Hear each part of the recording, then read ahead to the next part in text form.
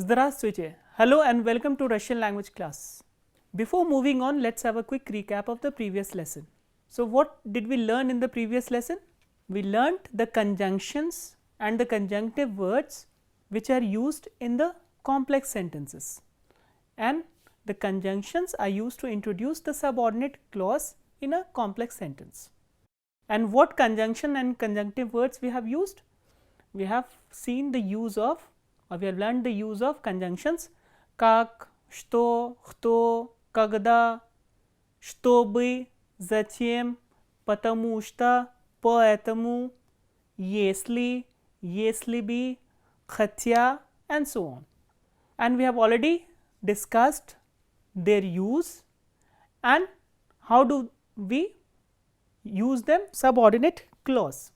Чтобы is used either with the past tense of a verb or with the infinitive form of a verb, and we have discussed where do we use the past tense and where do we use the infinitive form.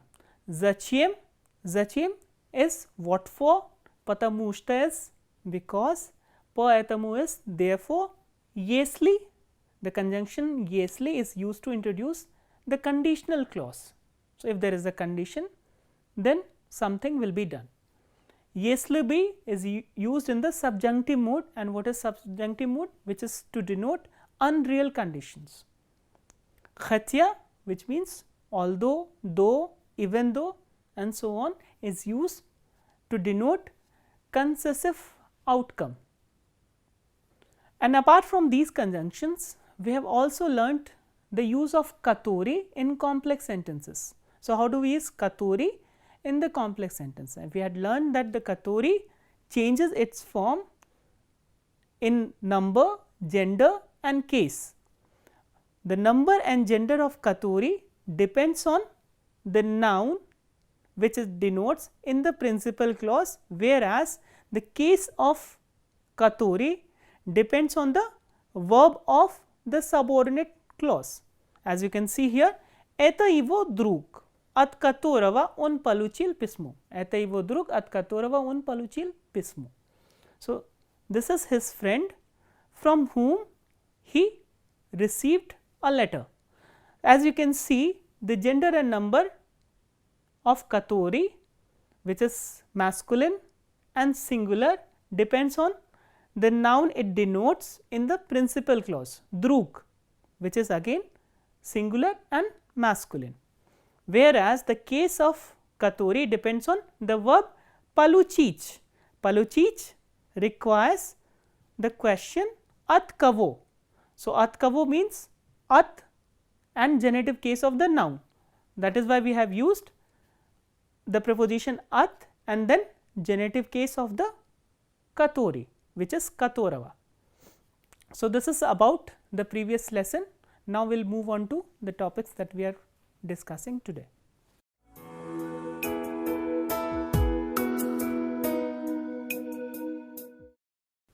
So, now the topic is direct and indirect speech. You must have heard about direct and indirect speech in your language. So, how do we understand the terms direct and indirect speech? They are sometimes referred as the quoted and reported speech. Direct is quoted speech and indirect is reported speech. So, when something is written as it was said is called direct speech. So, you are writing the way it was said. So, there is no difference between what was said and what is written, and it is written with the use of these colon and these punctuation marks. So, for example, on sprosil меня, где ты живешь? He asked me, where do you live? So, here as you can see, this is the quoted speech. This is how this person or the subject asked. So, now if you have to change this quoted speech into reported speech, how will you say that? On sprosil меня, где я живу? On sprosil меня, где я живу? So, he asked me, where do I live? So, here as you can see, we have changed ты into ya, Why? Because this ya corresponds to the object of the principal clause, ya min ya. So, that is why we have to change P into ya. So, this is the difference between direct speech and indirect speech. And as you can see in this example, the direct speech contains an interrogative word. So, wherever you will find an interrogative word in the direct speech, how will you convert that speech into indirect? We will retain the interrogative word, put a comma before that, and then we will use or will change the subject accordingly. So, teeth becomes ya and gije is retained. So, this is how we change direct speech into indirect speech if direct speech contains an interrogative word. So, the next circumstance is when we have a question without any interrogative word. As you can see here, on anis prasilinas viznaice adres novava knishnava magazina. Anis prasilinas viznaice adres novava knishnava magazina. So, here this sentence contains the question, and question is implied in this word znaice. So, do you know the address of new book shop? So, they ask us, do you know the address of new book shop? So, now how will you convert this quoted speech or the direct speech into indirect? So, we have a rule that the word which contains the question, and you have to put or you have to add an additional particle li after the word which contains the question, and then you have to make the necessary changes. For example, if we convert this sentence, the direct speech, into indirect, we will say anis prasilinas znaim li my adres novava knishnava magazina. So, here as you can see, we has been changed to my because here my corresponds to nas. So, they asked us, do we know the address of new book shop? And what we are doing is, we are adding the particle li after the word which contains the question, which is znat in this case, and we are putting a comma before that. So, this is how we change a direct speech into indirect, where there is a question without any interrogative word. So, we will now look at some other conditions or some other examples where there is no question, there is a command, there is an imperative sentence in the direct speech. So, how do we convert them into indirect?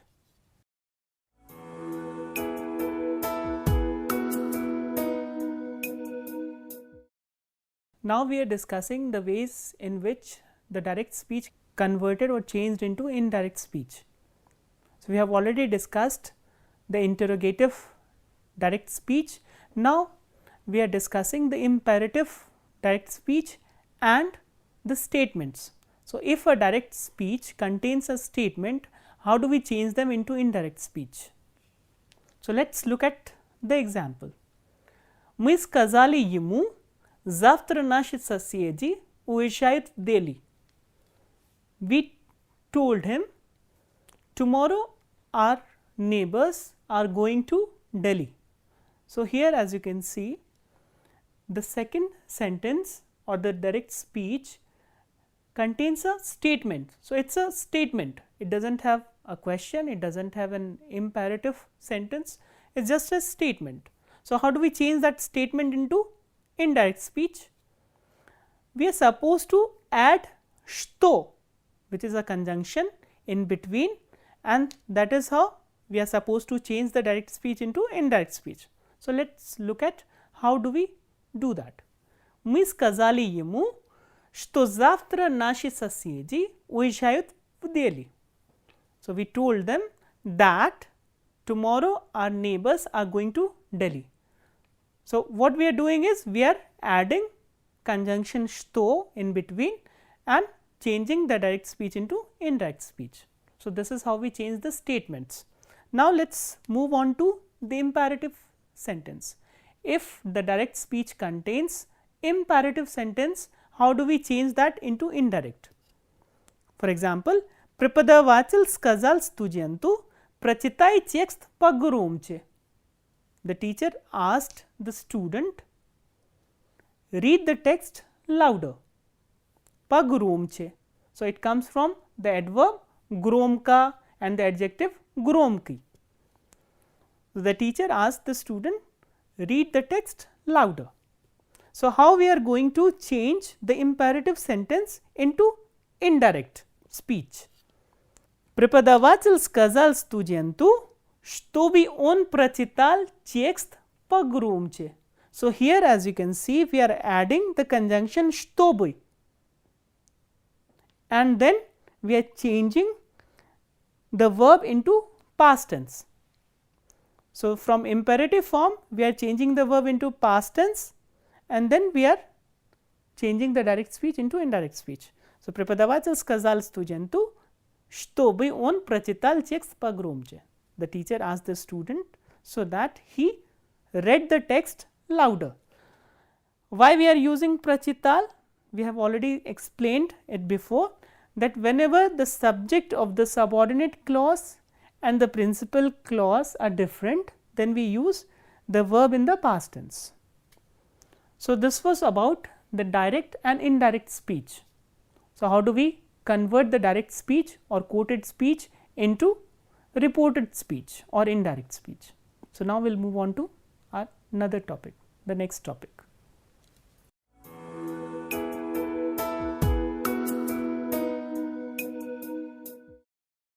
The verbal adverbs or the gerund. This is our next topic.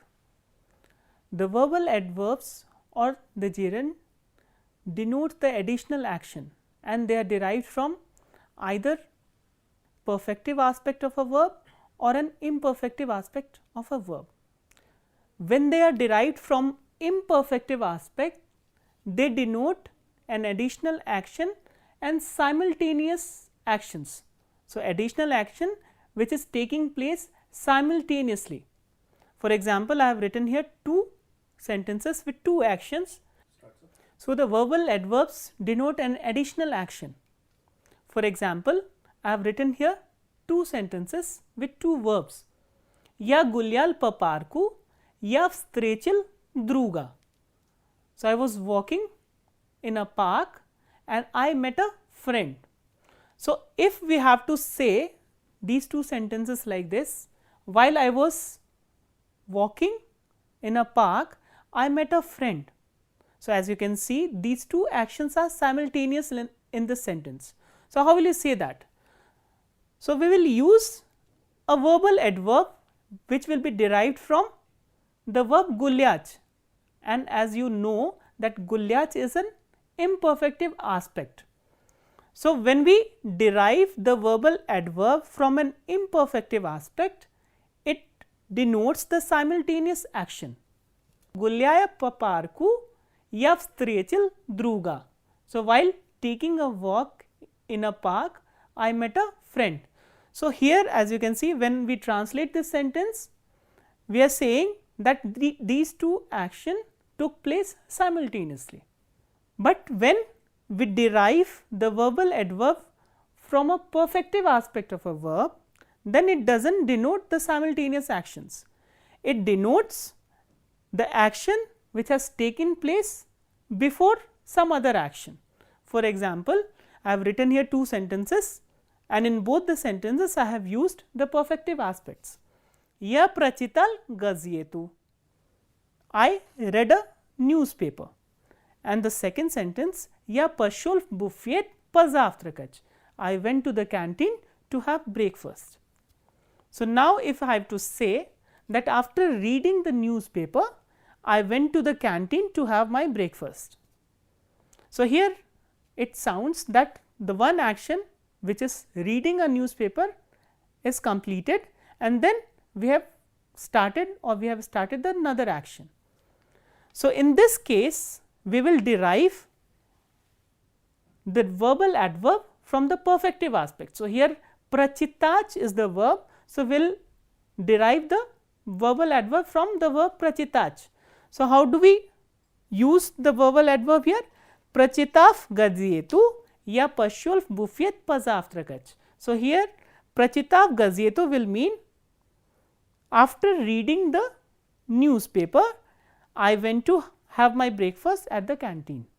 So, here two forms are there. The first form has been derived from the imperfective form, and the other form, the second form, has been derived from the perfective aspect.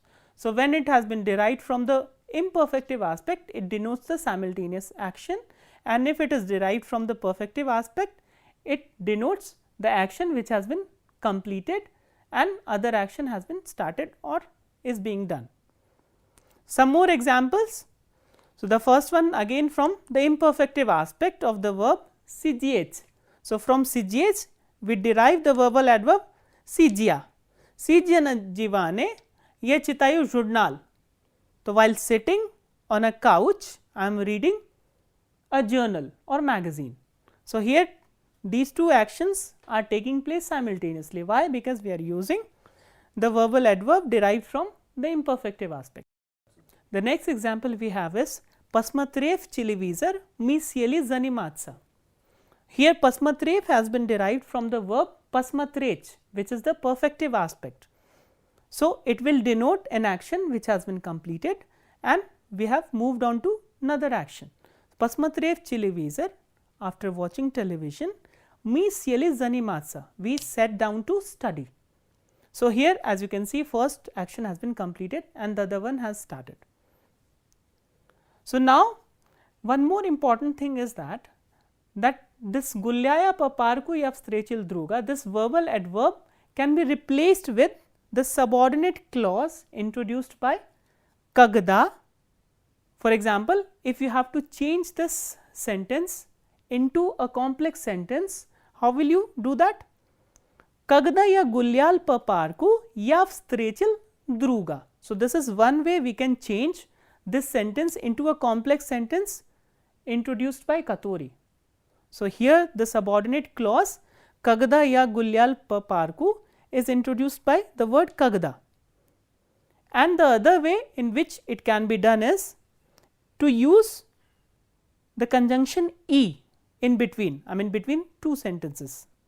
Ya gulyal paparku yavstrechil druga. So, these are two ways in which you can change this sentence into a complex sentence. The first one by using kagda in the subordinate clause and the other one by using the conjunction e. So, this is about the verbal adverbs. How do we use the verbal adverbs in sentences?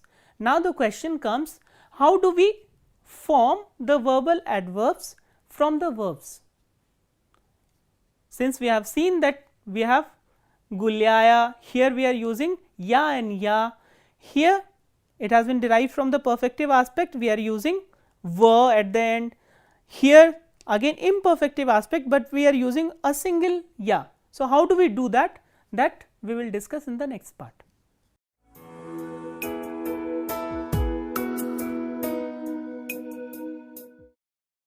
So, we have already talked about the use of verbal adverbs in Russian. Now, we will be talking about the formation of verbal adverbs from the verbs. How do we derive the verbal adverbs from verbs? So, let us start with the verbal adverbs which are derived from the imperfective aspect. The verbal adverbs from the imperfective aspects are derived by using the suffix ya or a. So, how do we do that? Let us look at some of the examples. These verbal adverbs are derived from the conjugated form of the verbs. For example, chitach, how do we conjugate chitach with ani, which is third person plural number? Ani chitayut. So, now what you have to do is, you have to remove the ending and add ya. So, normally with all the verbs we use the ending ya. So, chita plus ya is chitaya. So, chitaya is the verbal adverb derived from the imperfective aspect of the verb chitach. Next example is vijit. So, how do we conjugate vijit with ani, third person plural number? Ani vijyat. and again we have to do the same thing, just remove the ending and add ya. So, vidya, vidit, vidya. So, here this is the verbal adverb derived from the imperfective aspect vidit. The next example is smatret. Smatret, smotryat. With ani we conjugate this verb as smotryat. Remove or drop the ending and add ya. So, what do we get? Smatrya. So, these are the verbal adverbs derived from the verbs chitach, vidich and smatrech. Now, there are certain verbs, when we drop the ending we get zh, sh and sh. So, whenever we come across the verbs in which the conjugated form ends with either zh or sh or sh, we do not use ya, we will use a. For example, dziershich, dziershich. How will you conjugate this dziershich with ani? Dziershat. So, here when we drop the ending, the consonant, the last consonant here is zh. So, whenever we come across such verbs or such conjugated forms, we will use a instead of ya. So, dziersha, the verbal adverb derived from this verb will be with ending a. The next verb is slishach. Slishach is to hear. So, when we conjugate slishach with ani or third person plural number, we get slishat, slishat. Here when after dropping the ending, what do we get? Slish, which ends with the consonant sh. So, if the conjugated form ends with the consonant sh, again we will use the ending a, will not use ya. So, what verbal adverb will be getting? Slisha.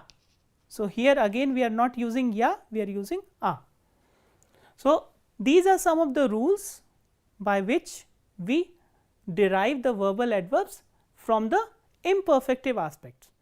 Now, there are verbs with the endings dava, stava or znava.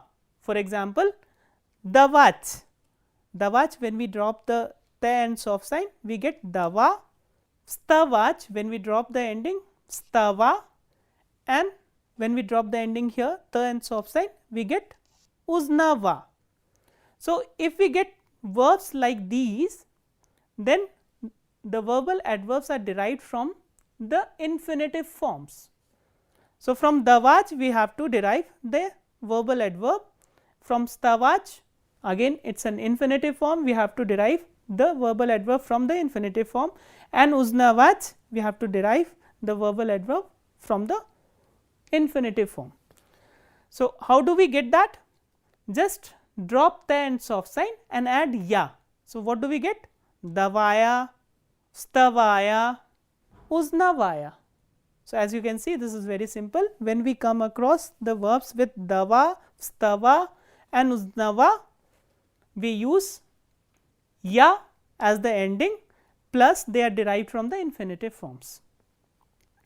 The verb pisach does not have any verbal adverb, and the verb bit has an irregular verbal adverb which is buduchi, buduchi.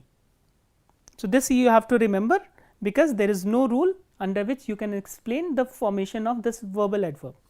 Now, let us move on to the verbal adverbs from the perfective aspect. How do we form the verbal adverbs from the perfective aspect? It is very simple, they are derived from the infinitive forms just by dropping the and soft sign and adding v at the end. For example, napisach, napisach, drop the and soft sign and add v, napisaf. Uvijich, uvijich, again do the same thing, drop the and soft sign and add v, uvijif. Next is paushinach, paushinach, drop the and soft sign and add v at the end, paushinaf. And pasmatrech we have already seen, pasmatref. So, this is how we form the verbal adverbs from the perfective and imperfective aspects of verbs. The first one is formed by using the suffixes or the ending a or ya, and from the perfective aspects by adding the consonant v at the end after dropping the ends of sign.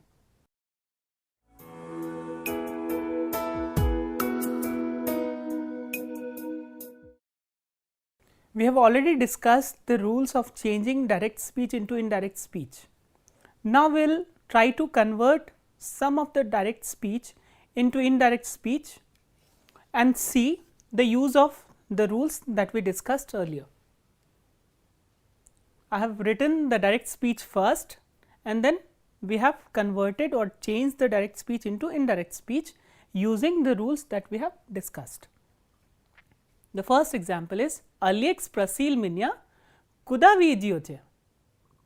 So, this is the direct speech, and then the answer is also in the direct speech. Ya atvechilimu ya idufkina chiatar. I answered or I replied to him, I am going to the movie theater or theater.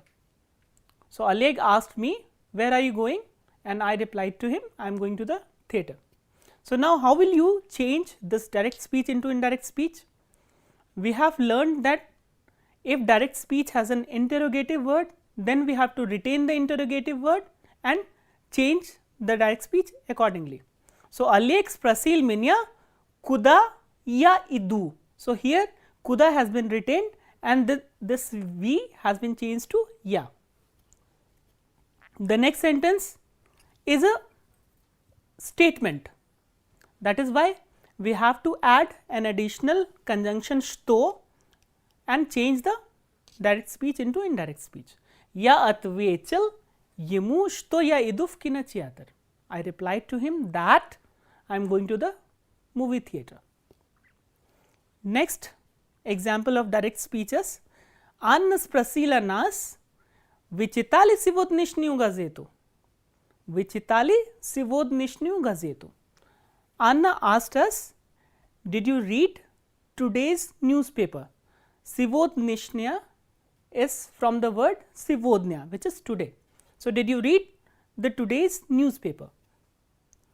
Mi atvechali, again the direct speech, we replied, Niyat pakani chitali, no, so far we have not read. So, now you have to change these two sentences into indirect speech. How do we do that? Again, if a question is there without any interrogative word, how do we change that into indirect speech? We add a particle li after the word which contains the question. So, here as you can see, Chitali contains the question. So, we will add the particle li after Chitali. Annas Prasila nas Chitali li mui sivodnishnu gazetu. So, Anna asked us, did we read the today's newspaper? The next sentence is a statement without a negation. So, how do we change that into indirect speech? Mi atvechali, we replied, shto pakani chitali, that so far we have not read. So, here we are adding shto, which is a conjunction, to change it into indirect speech. The third example of direct speech is Mi paprasili pripadava achalya abisnicha pashalsta echi zadachi ishuras. We requested our teacher, please explain these exercises once again. So, here as you can see, the imperative is there in the direct speech. So, how do we change the imperative into indirect speech?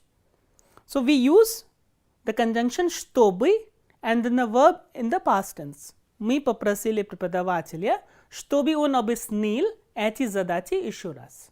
So, here we are using the conjunction shtobi and we change the verb into the past tense.